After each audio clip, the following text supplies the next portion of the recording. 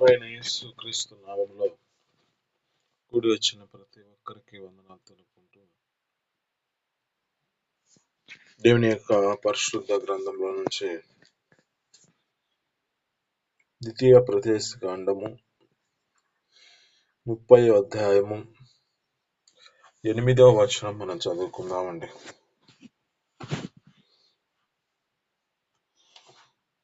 ద్వితీయ ప్రదేశ కాండం 30వ అధ్యాయము 8వ వచనం.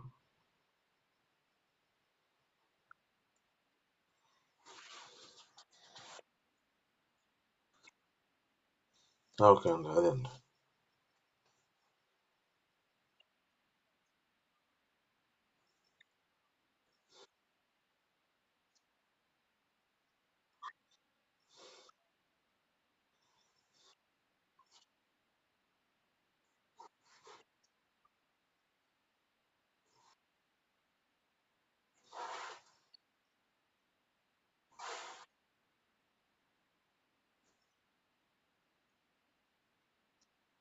ఆమేన్. చాలు. ఇక్కడ ఉన్న మాటలను బట్టి దేవుని యొక్క లేఖనాలు మనం చూస్తున్న మాట, నీవు తిరిగి వచ్చి యెహోవా మాట విని నేరలా. ఇక్కడ అంటున్న మాట నీవు తిరిగి వచ్చి అంటే అంతకుముందు ఈ మార్గంలో వెళ్ళినట్టే, ఈ మార్గంలో మనం వెంబడిస్తున్నట్టే కనబడుతుంది. ఇక్కడ అంటున్న మాటను బట్టి నీవు తిరిగి వచ్చి యెహోవా మాటను విని ఆయన చెప్పిన ఆజ్ఞాపించిన ఆజ్ఞలన్నిటిని గైకొంటే నీకున్న ప్రతి దాన్ని నేను వర్ధిల్ల చేస్తాను, ఆశీర్వాదిస్తాను అంటున్నాడు. అయితే ఇక్కడ ఈ మాటలో మన జీవితాల్లో తిరిగి వచ్చి అంటే మన యొక్క స్థితి, మన జీవితంలో ఏ పరిస్థితిలో పడిపోయిన పరిస్థితి ఉందో, అంటే దేవుడిలో మన జీవితాలు నమ్మకంగా, దేవునిలో మన జీవితాలు, మన యొక్క స్థితి, మన యొక్క మార్గము ఎలా నడిపించబడుతుందో ఇది మనతో మాట్లాడుతున్న మాటను బట్టి నీవు తిరిగి వచ్చి, ఇంకొక మాట మనం జ్ఞాపకం చేసుకుంటే ఏమంటాడంటే యెషయా గ్రంథం 65వ అధ్యాయము 2వ వచనంలో అంటాడు, లోబడని ప్రజల వైపు దినమంతయు నా చేతులు చాపుచున్నాను అంటున్నాడు. అంటే ఆయన ఈ మాట అంటున్న మాటను బట్టి ఏమంటుంది అంటే, లేఖనాలు బట్టి చెబుతున్న మాట, ఈ ప్రజలని పిలుచుకున్న పిలుపు, ఈ ప్రజలని పిలిపిస్తూ వారిని నడిపిస్తున్న స్థితిలో వీరు దేవుని యొక్క మాటను మాటను అంగీకరించకుండా తిరుగుతున్న పరిస్థితి, లోక సంబంధమైన ఆలోచనల చేత లోకానుసారంగా తమ జీవితాలు నడిపించబడుతున్న పరిస్థితులు కనపడుతూ ఉన్నాయి. అయితే దేవుడు అంటున్నాడు, ఏమంటున్నాడంటే లోబడని ప్రజల వైపు దినమంతా నా చేతులు చాపుచూ ఉన్నాను అని చెబుతూ ఉన్నాడు. ఇక్కడ పైన ఉన్న మాటను బట్టి తిరిగి వచ్చి నేను యెహోవా మాట విని ఆయన చెప్పిన ఆజ్ఞాపించిన ఆజ్ఞలన్నిటిని గైకొంటే నీకు కలిగిన పొలమే, నీకు కలిగిన గర్భఫలమే, నీకు కలిగిన ప్రతి దానిని వర్ధిల్ల చేస్తాను అంటున్నాడు, ఆశీర్వాదిస్తాను అంటున్నాడు. అయితే మనము ఈ దినమును బట్టి తిరిగి వస్తే జీవితాల్లో ఏటిని పొందుకుంటారో మనం జ్ఞాపకం చేసుకుంటే, మనకు తెలిసిన మాటలను బట్టి ఇక్కడ మనకు తెలిసిన మాట ఏమిటంటే, ఒక తండ్రికి 2 కుమారులు ఉన్నారు. ఈ 2 కుమారుల యొక్క జీవితాల్లో వారు ఎదుగుతూ ఉన్న స్థితిని బట్టి ఒక దినాన ఈ చిన్న కుమారుడైన వాడు తండ్రిని అడుగుతున్నాడు, నాకు రావాల్సిన ఆస్తిని పంచిపెట్టేసే అని తండ్రిని అడుగుతూ ఉన్నాడు.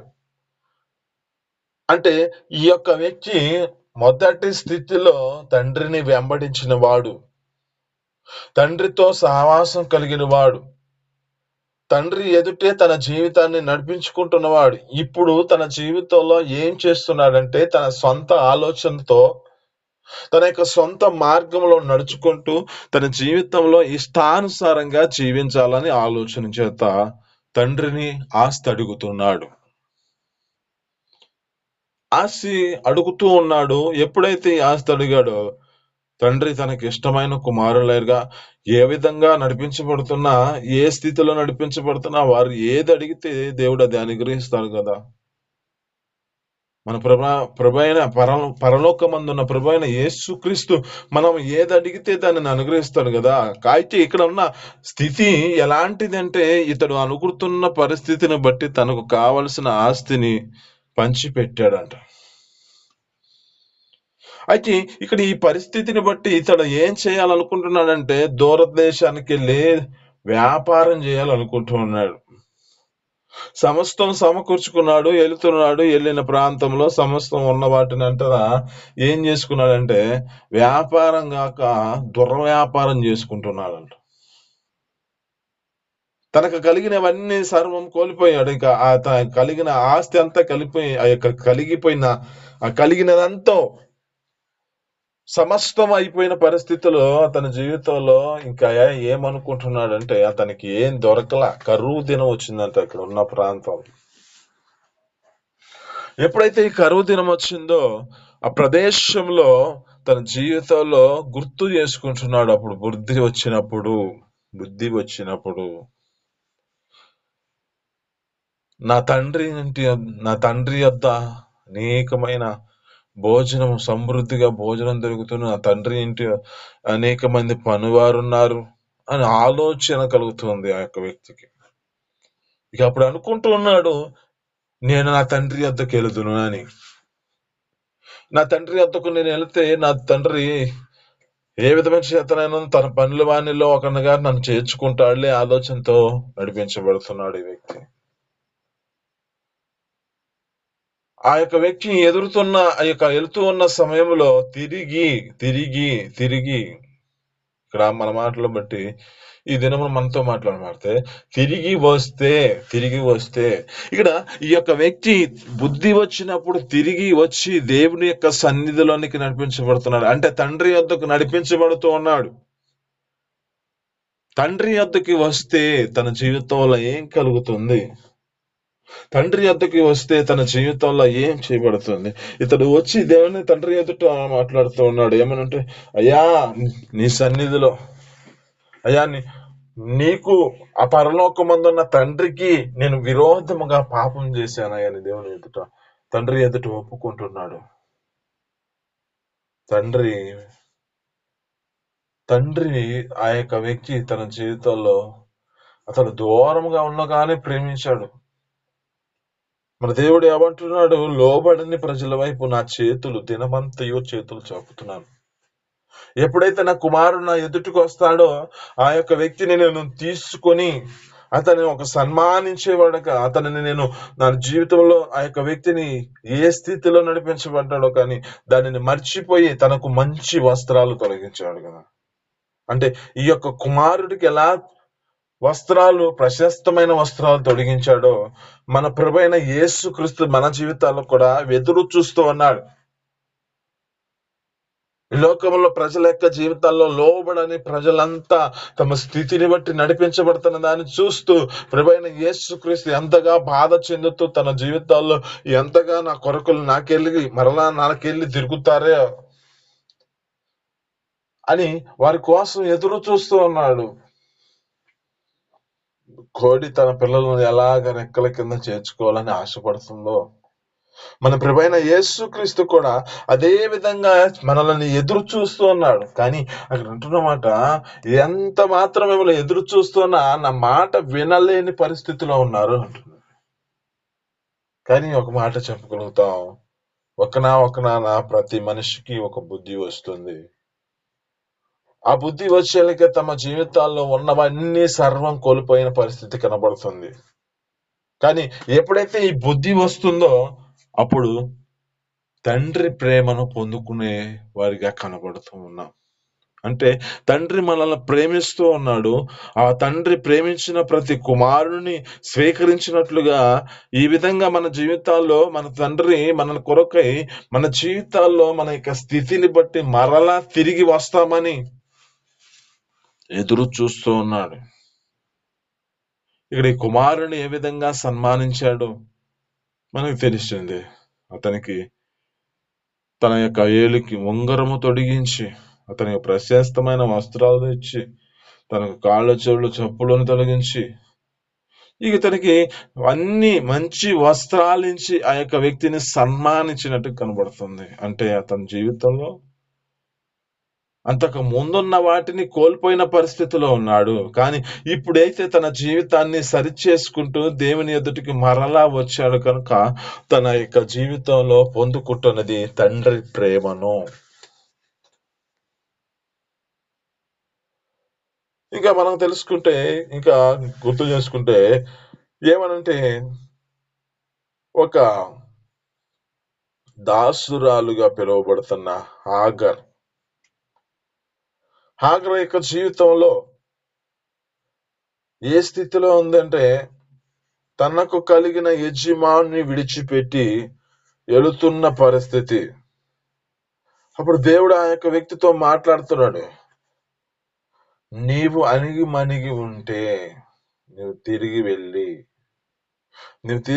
అణిగి మణిగి ఉంటే ఆమె యొక్క జీవితంలో జ్ఞాపకం చేసుకుంటే ఏ స్థితిలో నడిపించబడిందో తన యొక్క హృదయముల ప్రేరేపణ బట్టి ఆమె ఆ యొక్క విడిచిపెట్టి పోతున్న పరిస్థితి కనబడుతుంది.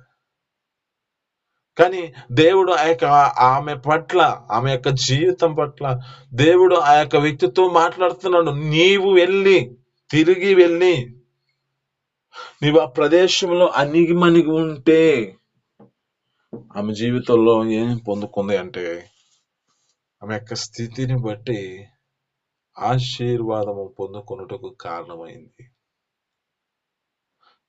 ఆమె యొక్క జీవితంలో దేవుడు ఆమెను దర్శించి ఆమెకు ఒక బిడ్డను దయచేసిన దాన్ని బట్టి ఆమె యొక్క జీవితంలో గొప్ప అద్భుతాన్ని చేసుకున్నాడు. దేవుడు ఎందుకో ఈ మనిషిని ఈ విధంగా తిరిగి వచ్చి, అంటే ఈ తిరిగి వచ్చే దానిలోనుంది ప్రతి మనిషి జీవితంలో ఒక ఆశీర్వాదకరమైన స్థితి.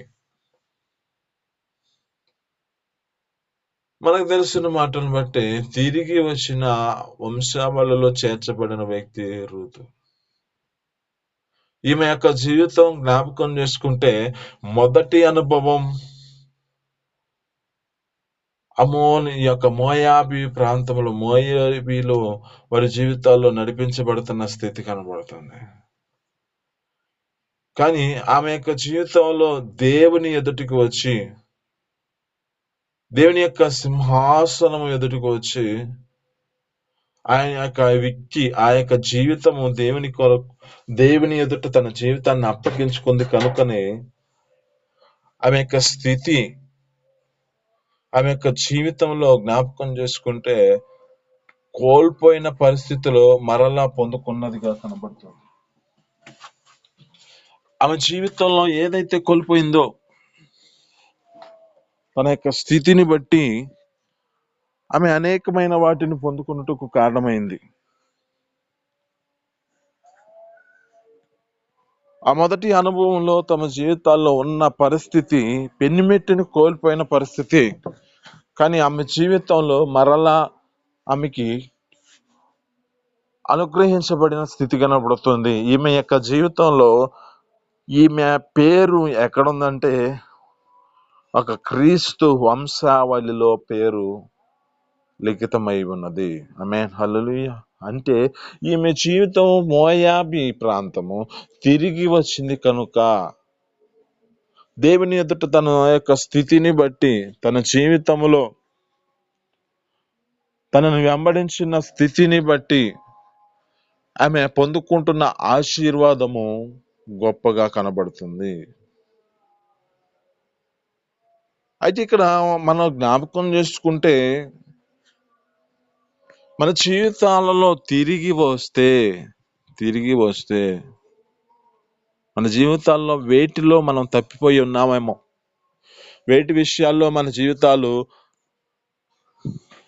ఆలస్యం చేసుకుంటూ, వాటిని నిర్లక్ష్యపరుచుకుంటూ మన జీవితాలు వెంబడించలేని పరిస్థితుల్లో వెనక్కి తిరుగుతున్న పరిస్థితి ఉందో, ఇక్కడ అంటున్న మాటను బట్టి తిరిగి వచ్చి యెహోవా మాట విని దానిని అనుసరించి దానిని ఆజ్ఞాపించిన ప్రకారం మన జీవితాలు నడిపించబడితే నీవును ఆశీర్వదించబడతావు, నీ గర్భఫలం ఆశీర్వదించబడుతుంది, నీ భూఫలం ఆశీర్వదించబడుతుంది, నీకు కలిగినవన్నీ ఆశీర్వదించబడతాయి. అయితే నీవు దేవునిని వెంబడించుటలో నీ స్థితిని బట్టి తప్పిపోయిన పరిస్థితి ఏమైనా కనబడుతుందేమో, ఏ విషయాల్లో నువ్వు తప్పిపోతూ నీ జీవితాన్ని నడిపించుకున్నావో, ఇది మనం నీతో మాట్లాడుతున్న మాటను బట్టి తిరిగి వస్తే ఇంకొక వ్యక్తిని మీకు జ్ఞాపకం చేసి ముగిస్తాను ఈ మాటను బట్టి.